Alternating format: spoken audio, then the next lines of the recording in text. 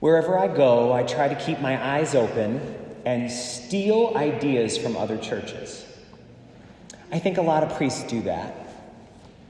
I love looking at the message boards in front of the church to see what kind of clever things they say.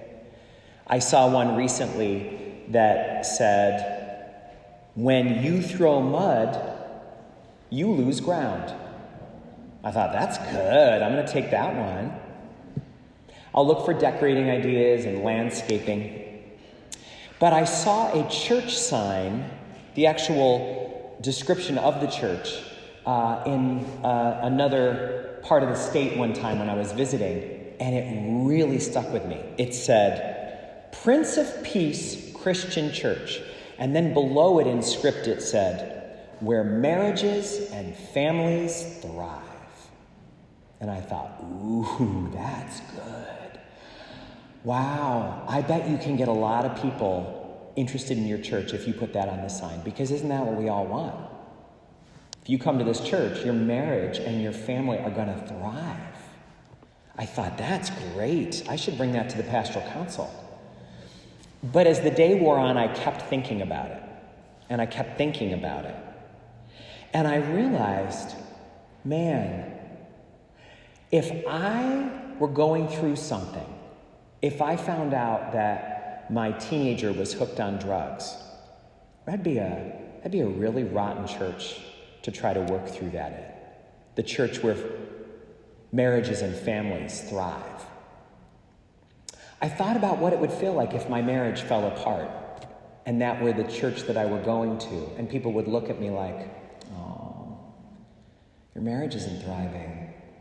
What's going on?" If there was mental illness somewhere in my family that was affecting things in our lives or in the community, that'd be a hard church to deal with that in. If I had a daughter who was beaten up by her abusive boyfriend, I don't know if I'd feel comfortable talking with the people in that church about what my family was going through. Because that sign, "This is where marriages and families thrive," expresses a belief that a lot of people have now, and I think I used to have. And that is, if you do things right with your faith, then your life is going to work out just fine. If you're doing life right, your marriage and your family are going to thrive. They're going to thrive.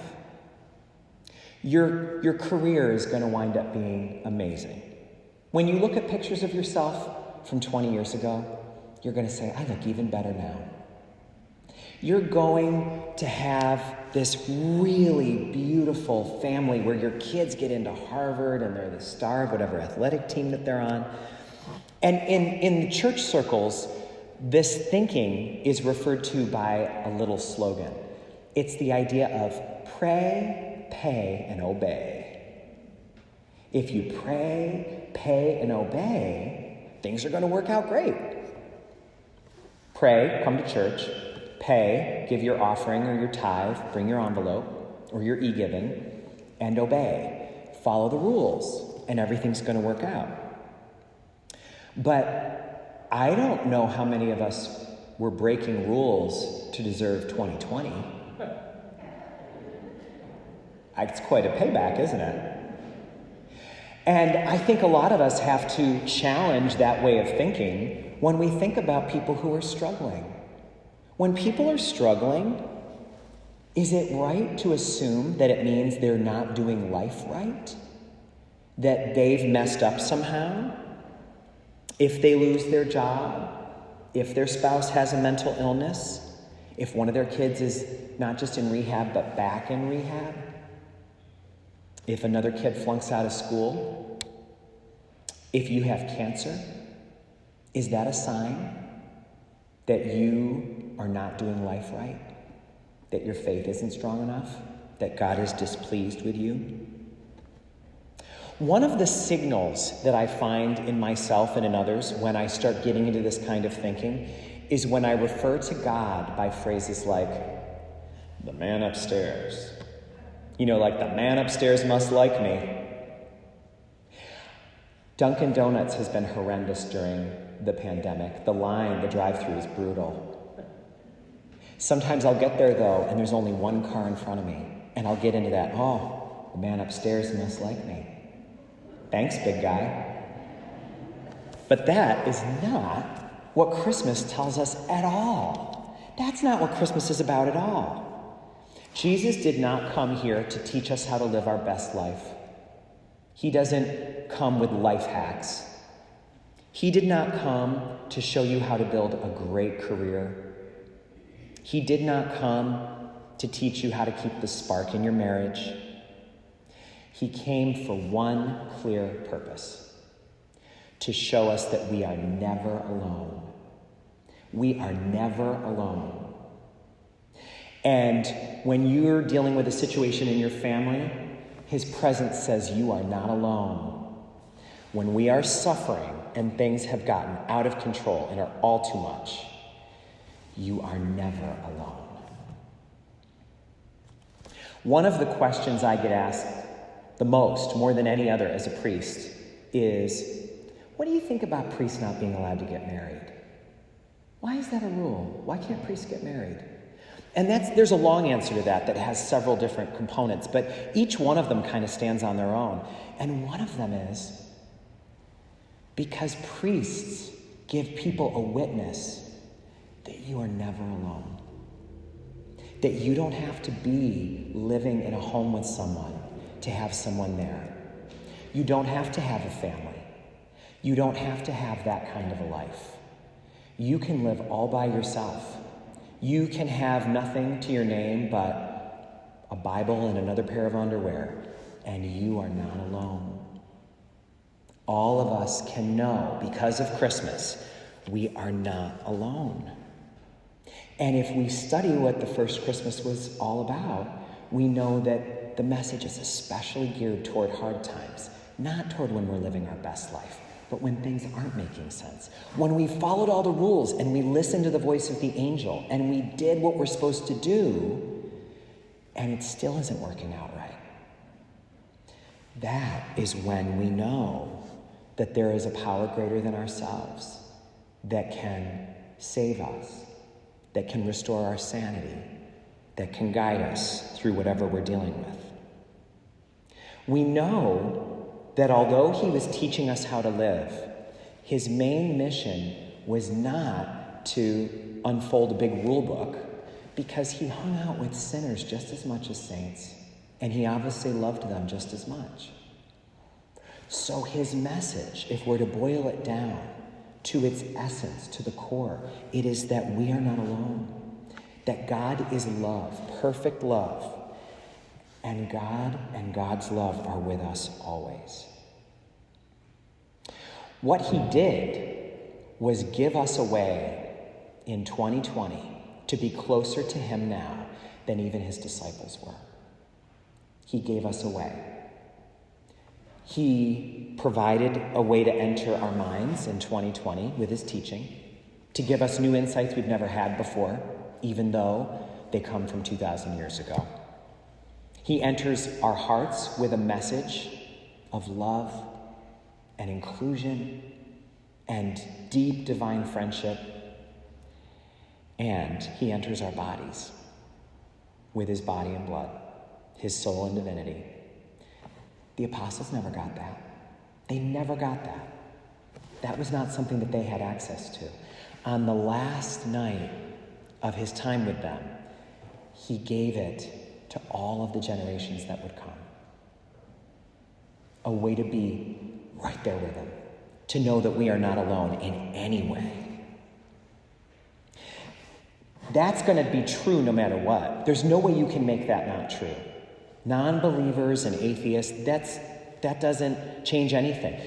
My friends have a beautiful plaque in their kitchen that comes from an Irish saying that maybe you've seen. It says, bidden or not bidden, God is present. You don't have to believe that God is present for God to be present. But what faith gives us is the awareness that God is present, so that we are not alone. That's why priests don't need to be married, why it creates more of a stir when they're not. When people ask themselves more questions and scratch their head with more wonder when they're looking at a priest than at a minister from another denomination. Because the priest's life speaks to not needing a person there to not be alone. One of the worst things for us in 2020 is the worry of loved ones dying alone. You've heard it all the time. It is the thing that hurts us so much. And this is why Christmas is so powerful. It says that's impossible. No one dies alone. Even if we can't be with them, it's impossible for them to die alone. That doesn't require anything. It doesn't require a belief. It doesn't require any kind of following of rules. That is the truth. You cannot ever die alone. Priests can't be alone. Homebound folks can't be alone. That doesn't mean that our visits to them aren't important, and it doesn't mean that the pain is not increased when we're not present with them. But for anybody who's ever had a loved one die through hospice, you know this story. Hospice nurses and social workers will tell you it again and again and again. You can be sitting by a person's bedside day and night, wanting to be there for the moment that they go so they're not alone. And they go the moment you're in the bathroom. They go the moment you step out in the hall to take a call. Because they're not alone. They were never alone. And maybe they needed their entrance into the embrace of God to be private. It doesn't mean they don't love us. But when we realize we can never be alone, we don't need to be afraid anymore. I had a phone call with a woman who is new to our parish, so I don't know her very well, and I've never met her husband. But they've been married 61 years, she said, and they have 5 grown kids and a bunch of grandkids, and he has COVID. And he's in the hospital. And she thinks he's not going to make it. And this is what we talked about on Monday night. And we sent him a blessing from afar because I wasn't able to enter the building. And we talked about how not alone he is. And she said it made all the difference in the world.